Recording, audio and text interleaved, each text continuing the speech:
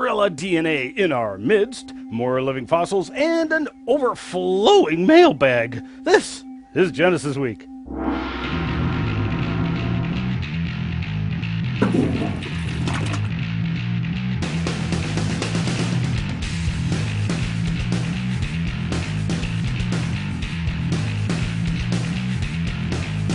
And welcome to this episode of Genesis Week, the weekly program of creationary commentary on news, views, and events pertaining to the Origins controversy, made possible by the supporters of Core Ottawa Citizens for Origins Research and Education, and exclusive right here on YouTube. Excellence in pirate broadcasting live from the now abandoned Arrow Cave. We bring you the information the anti-creationists don't want you to see or hear, and we give glory to the Creator while doing it. Once again, in the number one position of the most talked about show in science and technology on YouTube, you can find us at Wazooloo.com or GenesisWeek.com, or click the ever so convenient subscribe link up top. And don't forget, you can also peruse other episodes by following the links in the upper corners of each episode. I'm your host, Ian Juby. This past week, the preliminary analysis of the gorilla DNA sequence was published in Nature magazine, with loads of headlines making bold assertions about how identical gorillas, chimps, and humans are. Well, of course we're similar, but so what? Even if we were genetically identical, I have yet to see apes building spaceships, flying to the moon, or producing works of art or music, or performing stand-up comedy. Obviously, the differences run far beyond the genetic. But when one actually examines the genetic data itself, you quickly find out that humans and apes aren't quite as similar as they are made out to be. And the similarities actually contradict evolutionary theory. Chimpanzees are supposed to be our closest relative and therefore most identical to us genetically. A 2005 Nature article pinpointed the genetic differences between humans and chimpanzees at about 4% difference. Yet this most recent study said that the chimp was only 1.37% different, and gorilla was only about 1.75% different than humans, and the orangutan is about 3.4% different than humans. Now hold on a minute here. These are numbers that were published in a peer-reviewed journal. So, is the chimp 4% different? Or is it 1.37% different? But wait! It gets weirder. According to the Ensemble website, where you can download, analyze, and compare all these genomes yourself, we find that the chimpanzee genome is 3.35 billion letters long, while the human genome is a mere 3.1 billion letters long. Wait, that's an 8% difference in the number of letters alone.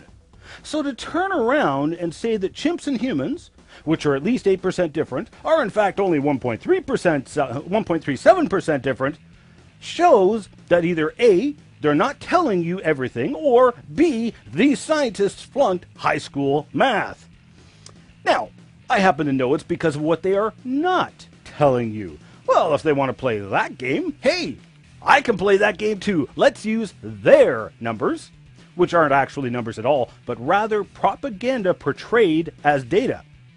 You'll note that if we take into account the differences in base pair numbers, or the number of letters in the DNA, in the genomes of the different critters, and then we add that percentage difference together with the acknowledged differences from the latest Nature article, you quickly see that we are more genetically similar to gorillas and orangutans than we are to chimps.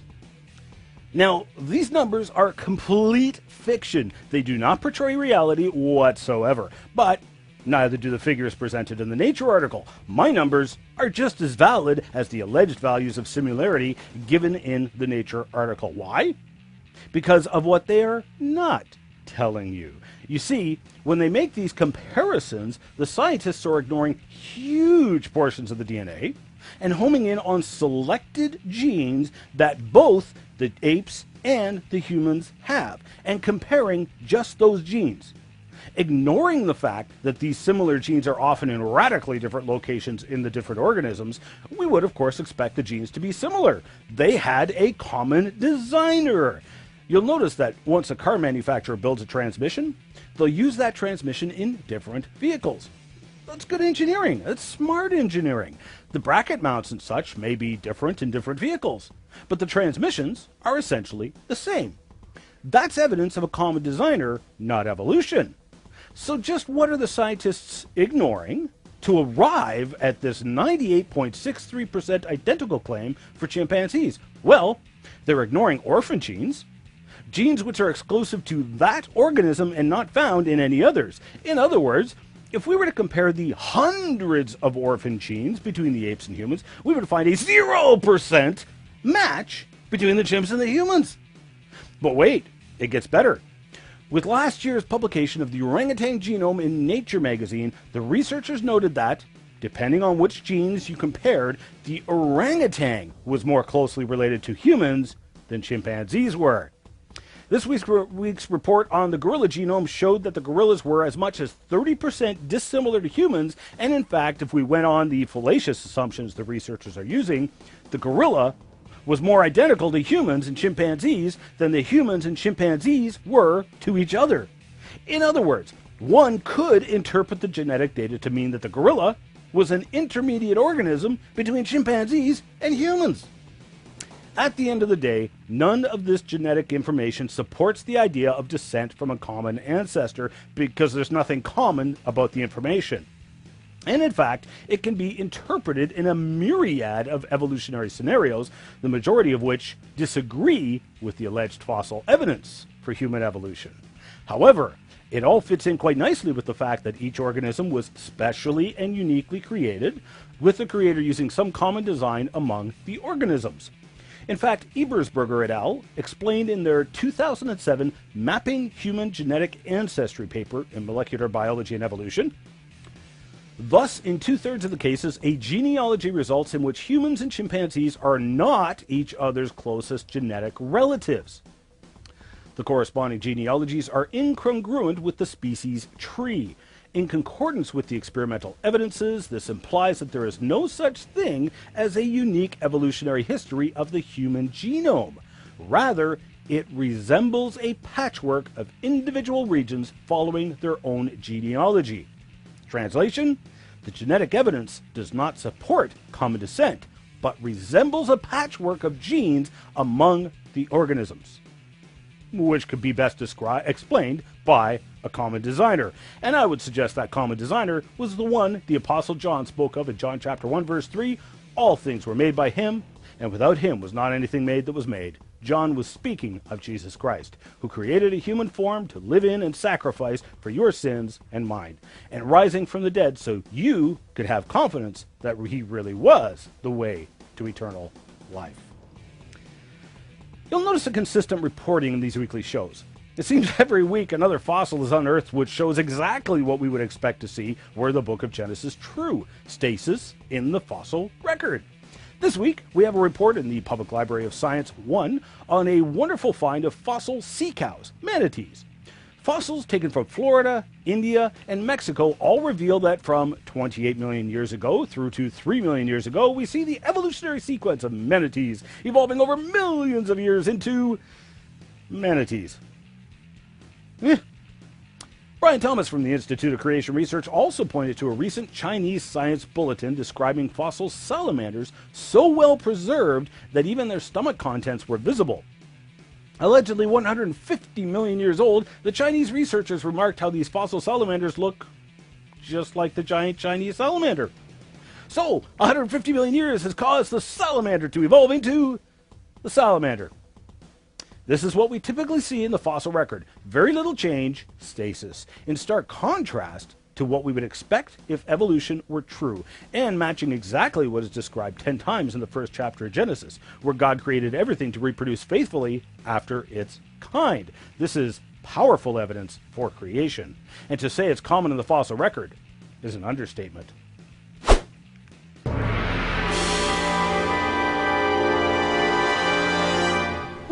Mail for me?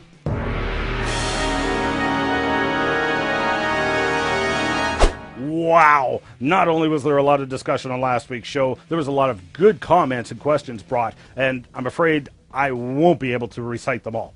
Now, God Has No Mother did a fine job trying to explain prophecy in the gospel to those who would not hear. I salute you. Awesome job, Ian. For some, it's enough a hammer. For others, you might need a sledgehammer. You are pressing so much stuff into one episode, I have a hard time following. Laugh out loud. Thank you, Ian, for exposing so-called evidence for evolution. God bless. Another enjoyable episode, Ian. On Pikaia, I would add that new discoveries emphasize the gap between this creature and the worm, popular colloquialism, wow, there's a mouthful, from which we are supposed to evolve. Also, there is at least one fossil dated older, but appears more advanced. Museum claims fish-like fossil is oldest ever vertebrate. Mike Corder, Associate Press writer, October 22nd, 2003. Tadpole-shaped fossil, a 2.56-inch fish-like animal, is believed to be at least 560 million years old. Good point.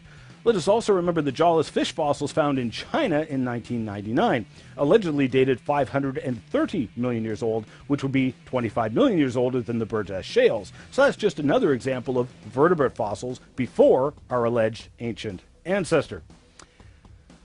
Now that true believers in evolutionism have extended their family tree, perhaps they will be brave enough to go for Dr. Joseph Mastropolo's Life Science Prize.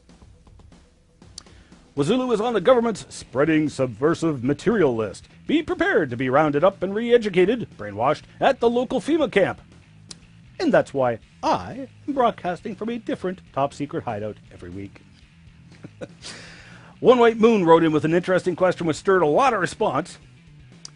If it's science, explain why are dolphins grouped under mammals and not under fish? They have fins and many things in common with fish. I'll tell you why. Someone decided that having milk glands is more important. It's completely subjective. Why are marsupial mice and mice not in the same group? Because someone decided to sort out animals out by an arbitrary rule. Do they have a pouch? We may as well divide them by colors. It won't be any less scientific. True, and while I don't really have a problem with people classifying organisms in this way, the classification in no way demonstrates evolution. For example, where on earth would you put the duck-billed platypus? In fact, this classification system was actually invented by a creationist, Linnaeus, who referred to the organism groups as species because he believed they were specially created. Now, I get a lot of people complaining about the term kinds, asking for a definition of kind, which is fair enough. But the problem is that for both definitions of species and kinds, you will have exceptions to the definition. Now, the bottom line I wish to make, though, is that classifying organisms does not affirm evolutionary ascent. Mr. Alien Assassin responded to One White Moon with, marsupials are mammals. Rodents, mice are marsupials. Organisms such as Antechinus, a genus of small marsupials, which are not real mice because they have many differences from rodents, e.g. they are marsupials, are nocturnal, are located on a different continent, etc., and are thus ordered as Dasyuromorphia rather than Rodentia. Experience in science has proven creation is false. If you can explain how the vestigial hind limbs of cetaceans serve a purpose, then you can talk. Really? This canard was actually answered decades ago. The alleged leg bones are different between the males and females because these bones serve a purpose in the reproductive systems of cetaceans. They are muscle anchors and claspers. There are no vestigial hind limbs on cetaceans. They serve a very real purpose. Okay, great. Let's say you have debunked evolution. Go write a paper, publish it in Nature or any other scientific journal, and get recognition for your peer-reviewed biologists. Then I'm pretty sure the Nobel Prize and fame will be waiting for you. Has no one ever tried that? Maybe a side question. How does creation explain the apparent stupid design of some things, like the laryngeal nerve of the giraffe? Mosley, or however you pronounce that, seeing as how you cannot create a giraffe from scratch, then you are in absolutely no position to be criticizing the design of said giraffe. You need to watch my Crevo rant number 67, Poor Design. It is horribly ignorant and arrogant to make such criticisms. The laryngeal nerve argument was answered a long time ago by Dr. Jerry Bergman here. Ian, I was recently confronted with the claim that a rooster was born with human teeth and a tail, but upon a very quick Google search, I could only find two contradictory articles that used the same photo of a chicken embryo. One claimed the teeth were an accidental discovery in an embryo, and the other claimed that scientists had unlocked sleeping genes for functional teeth. What's the real scoop? Thanks for your tireless work. Genesis Week is what I look most forward to during the week. Oh yeah, I have no idea what you're talking about. It's true that chickens have recessive genes for teeth. In fact, going by the fossil record, many birds had teeth that have been lost over time. That's reverse evolution. Now, as for human teeth, I don't know who told you that, but I'd be asking for a reference. Same with the tail. I don't know what to tell you because this person did not provide you with a reference, so I'd call them on that and ask for a reference first. Ian, Springer Verlag will publish scientific research subject to independent and unbiased peer review. The Sanford book review process was biased by creationists, and so not eligible to be called fairly peer-reviewed. Springer Verlag is attempting to maintain the reputation as providing fair evaluations of submitted work. The review process is rigorous. If creation science can meet an unbiased test of this standard, they will get published. The science needs to stand on its own without bias. Thanks for writing in. And indeed, I recognize that if the science can meet an unbiased test, it will get published. As I previously mentioned, many creationists have published in peer-reviewed journals. I've also been a part of the process, both as the one getting reviewed and as a reviewer. However, in this particular case, with Springer Verlag, the executive vice president of corporate communications at Springer gave the reason why the book was run through additional peer review. Springer was unaware of the role of the book editors in the intelligent design movement and said Springer does not endorse intelligent design as a legitimate area of scientific research. Notice he mentioned absolutely nothing of the content of the book. There was no problem. The book had already gone through vetting by 2 Springer reviewers. It was only after Sanford's personal beliefs were brought up that the book was yanked. This is open, flagrant bigotry. Several people asked why I didn't present proof of creation. Hello, Mr. Juby. Your videos are spent trying to debunk the evidence for evolution, and it is interesting and all, but I was wondering when you would provide evidence for creation. There are plenty of questions that are raised when an evolutionist asks something like, what happened to the physical attributes of the snake, legs, vocal cords, intelligence to speak? What are creationists supposed to say? Evolutionists ask for more than God did it. So let's say you are right, evolution is wrong. What is the evidence for creation? I always try to debunk this crap, but with so much of it, I give up early in the video. The footprint allegedly found by creationists in the 80s doesn't look like a footprint at all. Evolution has not been falsified just because tetrapods have been discovered slightly older than the oldest we knew of before, and even if it had been falsified, that wouldn't prove the biblical count at all. Non sequitur alert. It bugs me how smug you look as you arrogantly proclaim your book to be true. Ah, but do not mistake confidence for smugness. I am confident, not smug. There are numerous things wrong with your premise. First of all, as I'm sure you're already aware, science cannot prove something. It can only disprove something.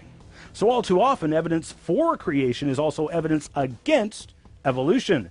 The two happen at the same time. Secondly, if you paid close attention, you'll notice that I have provided evidence for creation. One bit of evidence I've beat to death is stasis in the fossil record.